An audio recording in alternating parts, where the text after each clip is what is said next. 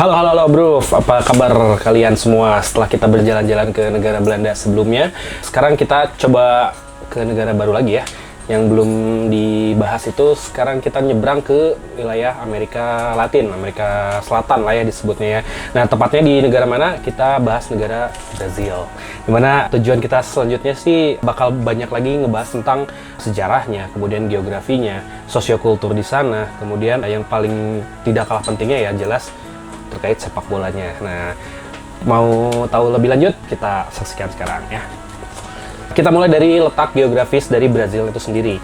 Negara Brazil ini terletak di benua Amerika, atau sebutnya antara lain bisa Amerika Selatan atau Amerika Latin. Nah, yang unik kenapa disebut Amerika Latin sih? Nah, Amerika Latin itu asal muasalnya karena hampir sebagian besar dari si wilayah Amerika Selatan ini berbahasa Latin, atau ya karena banyaknya masuknya ajaran dari Roma ya, dari Katolik Roma, sehingga disebut sebagai Amerika Latin. Nah, karena beberapa pelajaran atau kitab-kitab dari Kristen Katolik khususnya itu memakai dari bahasa Latin. Nah, makanya sebutnya sebagai Amerika Latin gitu. Lalu dari segi wilayahnya sendiri, Brazil itu menguasai hampir 50% ya dari si wilayah Amerika Selatan. Nah, di situ terbentang dari mulai utara, timur sampai hampir ke selatannya itu merupakan wilayah dari si Brazil itu sendiri. Nah, kalau untuk si batasannya sendiri, negara Brazil ini berbatasan dengan hampir seluruh negara-negara di Amerika Selatan kecuali dua negara, yaitu antara lain Ekuador dan juga Chile, karena mereka terhalang oleh salah satu negara sehingga tidak berbatasan langsung dengan Chile dan Ekuador gitu. Lalu kalau untuk batas-batasnya sendiri, kita mulai dari utara. Di utara itu berbatasan langsung dengan Laut Atlantik Utara. Kemudian ada negara-negara kecil ya, dulunya itu Antillan atau bukan Antillan ya, disebutnya Guyana. Nah, Guyananya itu pertama ada negara Guyana sendiri yang dulunya diperintah oleh Inggris, kemudian ada Guyana Belanda yang sekarang menjadi Suriname, kemudian ada Guyana Prancis atau French Guiana. Selain itu ada Venezuela dan Kolombia di hampir ke daerah barat. Nah, lalu untuk di wilayah baratnya sendiri itu berbatasan dengan Peru dan Bolivia. Kemudian untuk di wilayah selatan berbatasan dengan Paraguay, Argentina, dan Uruguay. Lalu untuk di daerah timurnya sendiri itu hanya di Laut Atlantik, karena Laut Atlantik itu adalah Laut Atlantik Selatan dan Laut Atlantik Utara. Nah, kalau untuk wilayah timurnya berbatasan langsung dengan Laut Atlantik Selatan gitu. Kita mulai langsung ke sejarah Brazilnya ya. Nah, penyebutannya sendiri, Brazil itu berasal dari kata apa sih? Nah, Brazil itu dulunya ditemukan oleh orang-orang Portugis jelas. Karena mulai dari masuknya orang-orang Portugis dan terkenal dengan salah satu pohonnya. Ya, pohonnya itu disebut dengan pau Brazil atau Brazil pau. Pau itu artinya wood, Brazil itu ya nama sejenis pohon-pohonan yang dulu waktu nanti di sejarah saya sampaikan menjadi komoditas utama dari si negara Brazil pada zaman pendudukan Portugis zaman dulunya. Nah, disebutnya sebagai Pau Brazil dan menjadi Brazil sampai saat ini. Kemudian untuk si terkenalnya sendiri setelah menjadi koloni Portugal, ini bisa disebut sebagai Land of the Holy Cross atau tanahnya dari salib suci atau Terra de Santa Cruz. Kemudian ada Land of Brazil, Terra de Brazil karena wilayah yang banyak tersimpan Brazil tadi gitu. Kemudian ada Land of Parrots. Kenapa Land of Parrots? Karena negara ini merupakan berdiamnya salah satu sejenis burung kakatua terbanyak di dunia saat ini. Nah, disebutnya The Land of Parrots. Lanjut ke timeline sejarah dari si Brazil sendiri. Untuk pertama, mungkin sebelum hadirnya bangsa Eropa itu sudah ada satu peradaban namanya peradaban Marajoara. Nah, itu di wilayah Marajo, di dekat sungai atau dekat hutan Amazon di wilayah utara hampir ke barat Brazil. Nah, setelah itu yang menempati di Majoaro ini antara lain sih orang-orang Indian atau orang-orang asli sana. Itu ada orang-orang Tupi Guarani, kemudian orang-orang Ges dan orang Arawak di utara mendekati di wilayah Suriname atau wilayah yang tadi lah Guyana-Guyanaan gitu. Nah, kemudian yang jadi triggernya sendiri ya justru ada hadir dari si perjanjian Tordesillas. Nah, perjanjian Tordesillas ini yang dulu waktu zaman Age of Exploration atau penjelajahan samudra lah ya kalau dulu itu pembagian antara atau perjanjian dari Paus untuk membagi dua kekuatan wilayah atau dua kekuatan kerajaan yang ada di Eropa, itu antara lain Spanyol dan Portugal, di mana kalau Spanyol itu diwakili oleh Raja Ferdinand Isabel jelas, kemudian untuk Portugal itu diwakili oleh João I dan João II atau John I atau John II gitu. Nah, ini mereka berjanji bahwa nanti setelah mereka akan melakukan penjelajahan samudera ke wilayah-wilayah jajahan yang baru, mereka harus membagi Sementara wilayah timur itu dimiliki oleh orang-orang Portugal dan wilayah barat itu berhak diakui oleh orang-orang Spanyol. Nah, makanya nanti setelah, kalau misalnya sekarang dilihat tuh dari West atau apa ya, di Cape Verde itu, pokoknya dari negara Cape Verde itu sejauh 370 leagues dulu.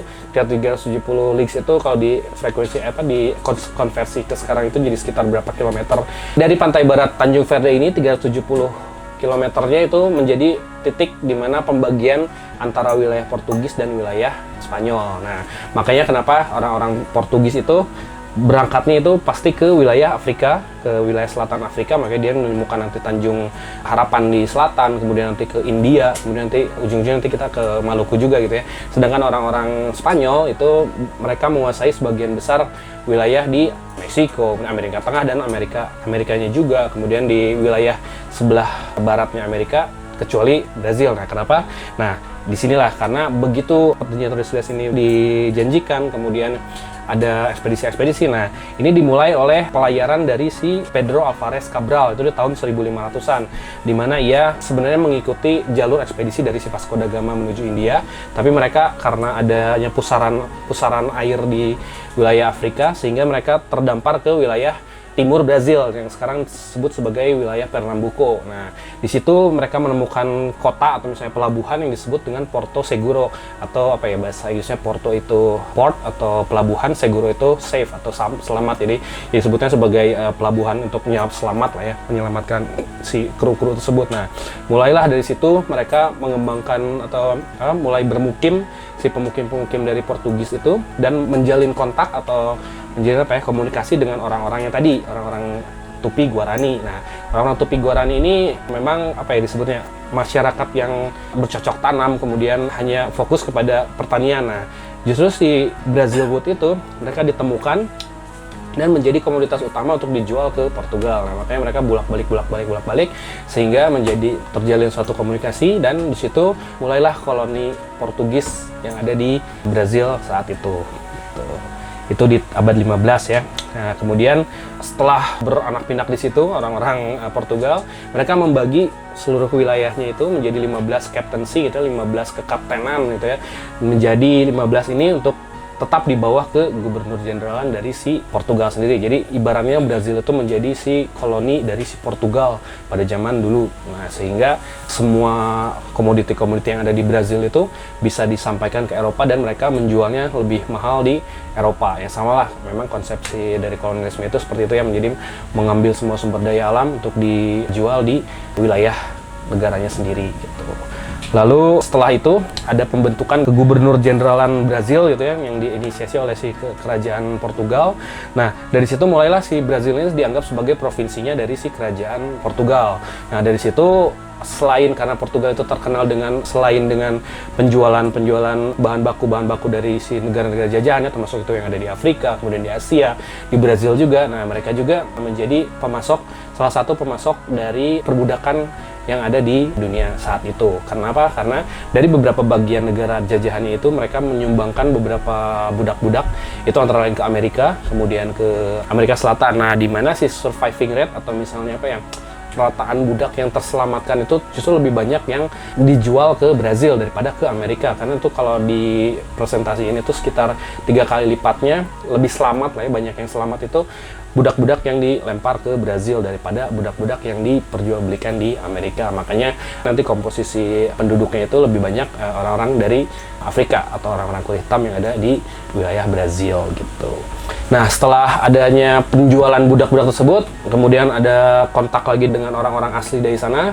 Kemudian kekuasaan atau misalnya wilayah kekuasaan dari si koloni Portugal itu semakin meluas lah ya ke wilayah barat, sampai dengan berhasil pertemuannya dengan koloni Spanyol yang ada di wilayah barat. Nah, itu juga menjadi satu konflik pertama juga, karena seperti yang dijanjikan tadi sebelumnya Tordesillas gitu ya, di mana orang-orang Spanyol hanya bisa menguasai yang barat dan Brazil menguasai yang timur. Nah, di situ terjadi beberapa perjanjian untuk bisa membatasi hingga Brazil sampai saat ini. Karena itu ada terkait perjanjian yang untuk Uruguay-nya, untuk Paraguay, kemudian di Argentina juga. Nah, itu salah satu konflik yang hadir setelah Portugal ada di wilayah Brazil pada saat itu. Lalu setelah ditemukannya emas dan permata ya di daerah-daerah pedalaman di Brazil itu, semakin banyak nih orang-orang yang masuk ke wilayah Brazil dan mendirikan pemukiman-pemukiman sendiri, sehingga hampir orang-orang aslinya itu rada terpinggirkan lah ya, atau rada terusik lah kedamaiannya di sana. Nah, itu menjadi salah satu konflik yang lumayan juga mungkin sampai saat ini menjadi salah satu konflik yang masih dibawa lah sampai sekarang di sosio-kulturnya di orang-orang Brazil gitu. Nah, kemudian untuk si Gubernur Jenderal si Portugal ini sendiri berada di ibu kotanya itu di Salvador, itu di daerah Bahia. Nah, setelah itu mereka pindah ke daerah Rio de Janeiro. Nah, kenapa pindah ke Rio de Janeiro? Karena beberapa komoditi utama itu ada komoditi baru lah ya, seperti emas tadi, terus tebu, kemudian kapas, kemudian kopi, itu menjadi lebih banyak dan lebih enak aksesnya ke Rio de Janeiro daripada Bahia yang ada di wilayah utara Brazil. Kemudian setelah itu maka efek-efek dari revolusi industri, jelas ya, dari revolusi industri biar produksi semakin meningkat gitu ya, influence dari Inggris juga ya, karena ada revolusi industri maka imigran itu semakin banyak datang juga ke Brazil. Nah, itulah banyak imigran datang dan menghasilkan beberapa demografi Brazil yang jadi lebih beragam di sana gitu ya. Antara lain perpindahan atau orang-orang Eropa yang pindah ke Brazil, kemudian orang Asia juga banyak yang pindah ke Brazil. Karena kita catat juga ada beberapa perpindahan dari orang Asia itu, khususnya orang-orang Jepang, kemudian orang-orang Turki, orang-orang Syria, orang-orang Lebanon itu banyak bermukim di wilayah Brazil karena akses dari si revolusi industri atau pembukaan lahan dari si lahan kopi tersebut di wilayah Brazil. Nah, si koloni Portugal sendiri kan itu bertahan dari tahun 1500 sampai 1800. Nah, mulailah di tahun 1800 ini di Eropa yang sendiri itu terjadi perang Napoleon. Kalau misalnya perang Napoleon ada di wilayah Prancis, mereka berusaha memperluas ke wilayah Portugal, di mana wilayah Portugal ini juga ingin dikuasai oleh Napoleon zaman dulu, sehingga menyebabkan Raja Portugal saat itu, João VI itu memerintahkan seluruh kerajaannya atau keluarga-keluarga kerajaannya dan memindahkan kekuasaannya yang dulu ada di Lisbon, pindah semuanya ke wilayah Rio de Janeiro. Nah, disitulah terjadi selama hampir sekitar 13 tahun lah ya, perpindahan ibu kota dari Portugal sendiri yang dulunya Lisbon menjadi ibu kotanya di Rio de Janeiro selama 13 tahun. Nah, disitulah akhirnya juga bibit-bibit revolusi dari si orang-orang Brazil sendiri ingin memerdekakan diri dari si kekaisaran Portugal. Nah, yang unik lagi, setelah 13 tahun mereka pindah dari si Lisbon ke Portugal ini, João ini harus terbang kembali ke Portugal karena udah merasa aman karena Napoleon sudah tidak menyerang lagi. Dia harus pindah ke si Portugal. Nah, namun kekuasaan yang ada di Brazil saat itu diserahkan kepada anaknya. Anaknya itu Pedro I atau nanti disebutnya Dom Pedro. Nah, Dom Pedro ini diberikan amanat untuk menguasai kerajaan Brazil untuk menjadi anak wilayah pemerintahan dari si wilayah Portugal. Nah, sejak saat itu sebenarnya Dom Pedro juga udahlah, kita juga nggak mau menjadi bagian dari si Portugal lagi, padahal itu kan ayahnya gitu ya di Portugal. Nah, mereka memproklamirkan diri menjadi si kekaisaran Brazil itu pada tahun 1822, di mana Dom Pedro itu mulai memproklamasikan bahwa Brazil itu bukan bagian lagi dari si kerajaan Portugal dan mendeklarasikan bahwa Brazil ini menjadi sesuatu kekaisaran Brazil atau Empire of Brazil, dan dia menobatkan diri sebagai kaisar Brazil. Nah, itulah di masa kepemimpinan Pedro I atau ya anaknya dari João VI yang ada di Portugal, itu 1822. Nah, kemudian tahun 1825 ini si Portugal atau João VI ini mengakui bahwa oke, kamu udah lepas dari Portugal dan menjadi si kekaisaran sendiri, itu tahun 1825. Kemudian pada perjalanan itu 1835-1845 itu ada satu peristiwa pemberontakan yang terkenal ya, agak sedikit terkenal, itu di daerah selatan, di daerah Rio Grande do Sul. Itu pemberontakan Ragamuffin. Nah, Ragamuffin War lah sebetulnya, itu beberapa partisan atau orang-orang yang ingin memisahkan diri dari si kekaisaran Brazilnya sendiri gitu ya. Nah, ini dibilang sukses juga karena dibantu oleh nanti orang yang disebut sebagai Garibaldi. Nah, Garibaldi itu seorang pejuang Italia juga yang memang banyak berkecimpung lah ya, atau terlibat di beberapa peperangan di Eropa dan juga di Amerika Selatan untuk membebaskan diri Republik Grande do Sul yang dari selatan untuk merdeka dari si Empire of Brazil gitu, 1835 sampai 1845. Lalu di tahun 1888 itu mulai penghapusan yang tadi yang sebutin, di mana masih banyaknya budak-budak atau penjualan budak-budak yang dilakukan di Brazil. Nah, pada tahun 1888 ini si Empire of Brazil ini menghapuskan sistem perbudakan. Tapi kalau saya kira sih penghapusan ini agak sedikit terlambat gitu, karena Brazil ini salah satu negara yang terakhir menghapuskan perbudakan dari muka bumi ini. Tahun 1888. Nah, 1889 barulah adanya si kudeta militer dipimpin oleh Deodoro da Fonseca. Mereka berhasil menurunkan si Dom Pedro II, berarti Dom Pedro II itu anaknya dari Dom Pedro I. Si Brazil sendiri menjadi Republic of Brazil tahun 1889.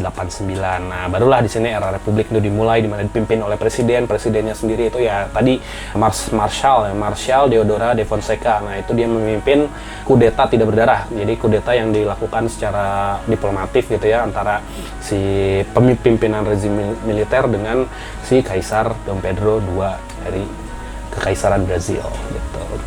Dimulailah masa Republik, kemudian tahun 1900 itu mulai ekspansi yang harga kopi dulu sempat turun, kemudian naik lagi dan jadi booming. Nah, inilah mulai masuknya imigran-imigran dari Jepang, kemudian orang-orang Eropa juga masuk lagi, kemudian orang Turki, Jepang, Lebanon sama si Syria masuk ke Brazil. Karena pertama kalau misalnya tahun 90 kan memang lagi booming-boomingnya orang-orang pada ingin masuk mencari pekerjaan yang lebih layak lah ya di wilayah Brazil.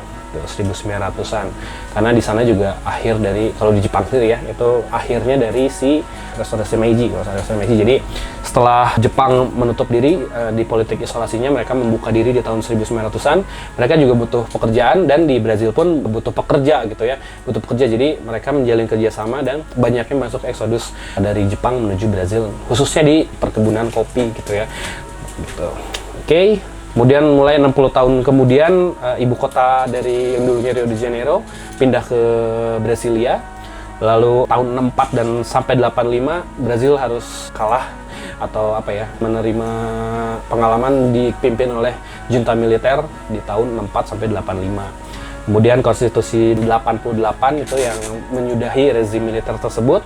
Lalu di tahun 2002, nah inilah presiden yang agak sedikit populer di dunia sekarang, itu Lula da Silva itu menjadi presiden dari Partai Pekerja di Brazil.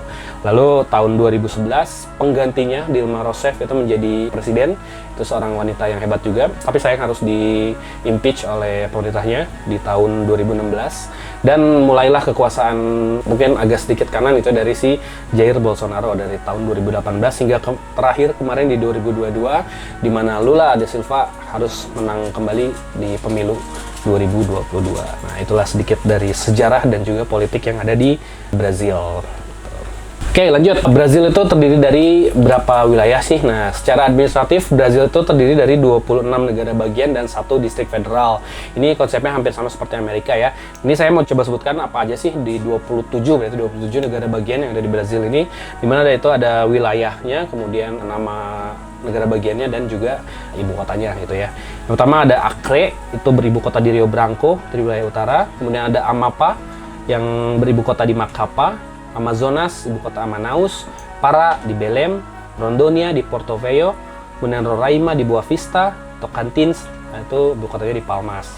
Kemudian untuk di wilayah timur laut gitu ya, timur laut itu ada Maranhão, ibu kota São Luís, Piauí, ibu kota Teresina, Ceará, ibu kota Fortaleza, Rio Grande do Norte itu ibu kotanya Natal, Paraíba, ibu kota João Pessoa, Pernambuco, ibu kota Recife, Alagoas, ibu kota Maceió, Sergipe di Aracaju, Bahia di Salvador. Nah, kemudian daerah Central West atau tengah barat itu di wilayah barat tapi agak ke tengah itu ada Goiás, ibu kotanya Goiânia, ada Mato Grosso, ibu kotanya Cuiabá, kemudian Mato Grosso do Sul, ibu kota Campo Grande, dan Distrito Federal Brasilia. Nah, ini distrik federal Brasilia itu atau ibu kota federal itu beribu kota di Brasilia. Nah, untuk di wilayah Southeast atau di wilayah Tenggara itu ada Espírito Santo beribu kota di Vitória, lalu Minas Gerais di Belo Horizonte, Rio de Janeiro itu di Rio de Janeiro, São Paulo juga São Paulo.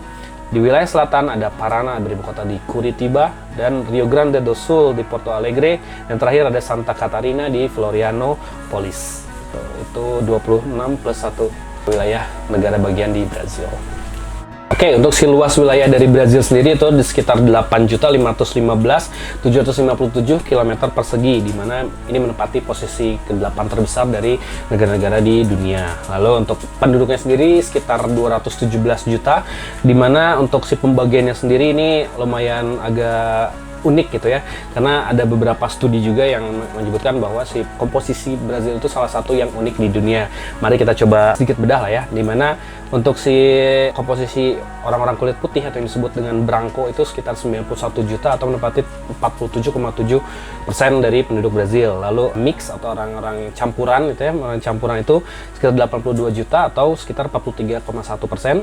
Lalu untuk orang-orang black atau berkulit gelap gitu sekitar 14 juta atau mencapai 7,6%. Kemudian orang-orang East Asian atau Asia Timur itu sekitar 2 juta atau sekitar 1,1%. Lalu untuk orang-orang indigenous tapi orang-orang asli Amerika Indiannya itu sekitar 0,4% atau menempati sekitar 800.000, itu biasanya ada di wilayah barat. Nah, kita coba jelaskan ya, di mana orang-orang putih Eropa ini biasanya tuh pertama orang-orang Portugal atau orang-orang Portugis lah ya, yang menempati wilayah Brazil sejak abad 15 hingga saat ini. Kemudian orang-orang Jerman itu rata-rata berasal dari Rhineland-Palatinate atau Pomerania, Hamburg, dan orang-orang Westphalia. Nah, ini banyaknya menempati industri-industri yang ada di wilayah Brazil waktu saat boomingnya revolusi industri dan juga di pembukaan atau dibukanya lapangan kerja yang ada di Brazil. Kemudian orang Italia ini rata-rata orang-orang Veneto Campania, orang-orang Calabria, orang-orang Lombardia. Nah, orang Spanyol, orang-orang Galicia, sama orang-orang Andalusia memang terkenal banyak yang eksodus ya, begitu revolusi industri atau era industri mulai digalak ya. Selain di Spanyol juga mereka banyak pindah ke Inggris, kemudian ke Argentina juga, kemudian ke Brazil, salah satu tujuannya. Lalu orang-orang Prancis, Austria, Belanda, kemudian orang-orang Eropa Timur juga banyak eksodus ke Brazil. Itu ada orang Polandia, orang-orang Yugoslavia karena akibat perang, kemudian orang-orang Lituania, orang-orang Ukraina, orang-orang Rusia. Nah, itu beberapa komposisi orang-orang kulit putih yang berada di Brazil saat ini.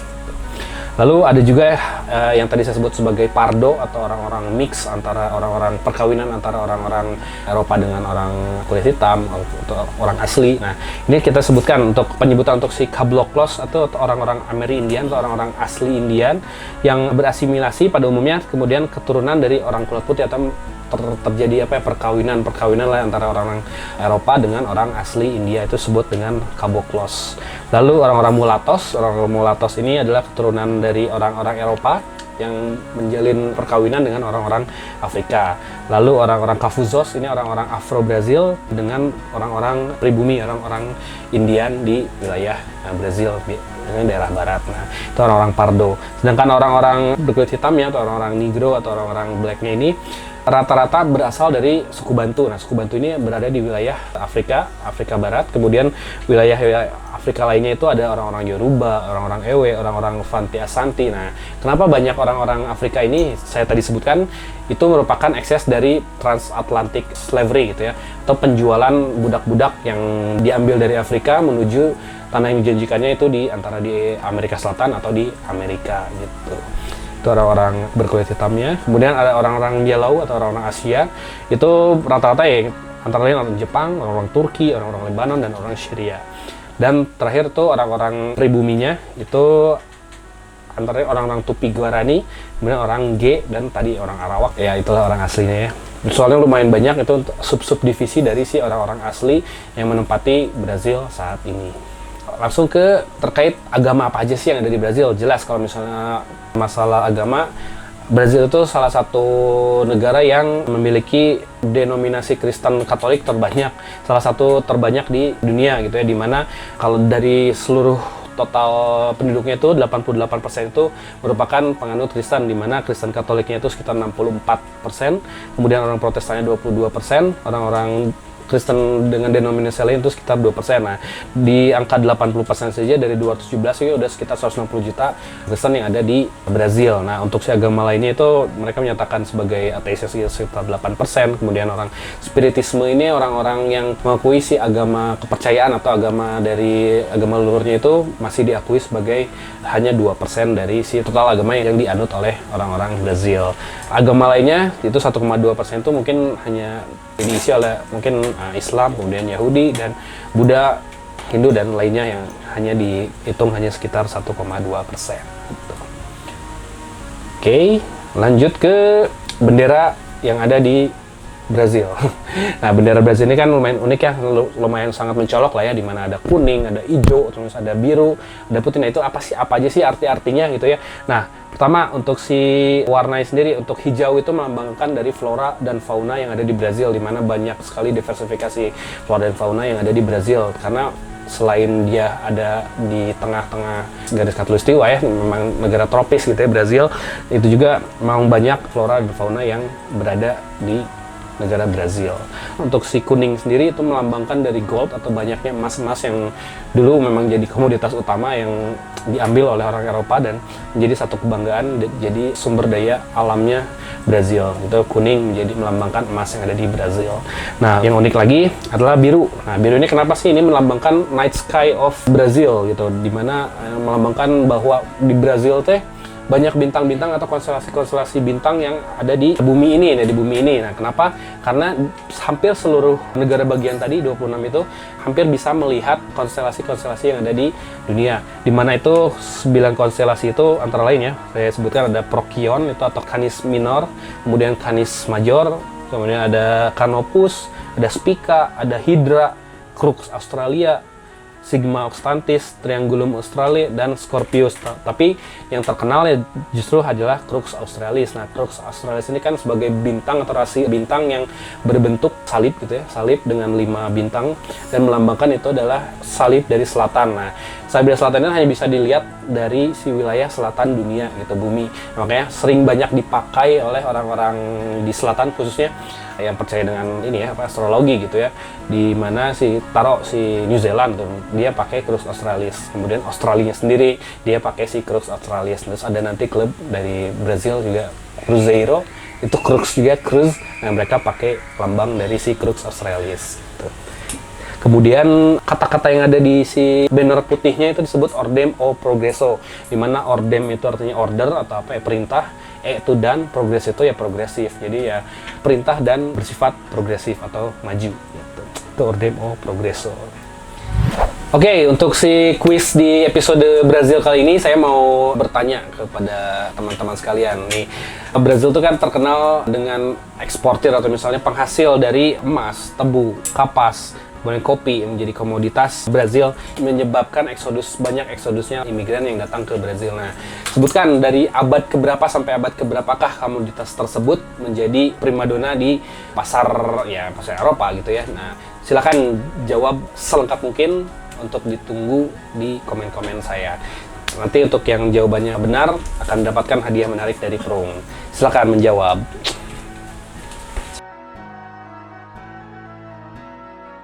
Untuk si pemain-pemain yang terkenalnya ada Cafu, ada Rogério Ceni. Jelas Rogério Ceni ini merupakan kiper terbaik mereka, selain memiliki jiwa pemimpin gitu ya. Terus dia juga terkenal dengan tendangan bebasnya yang mematikan.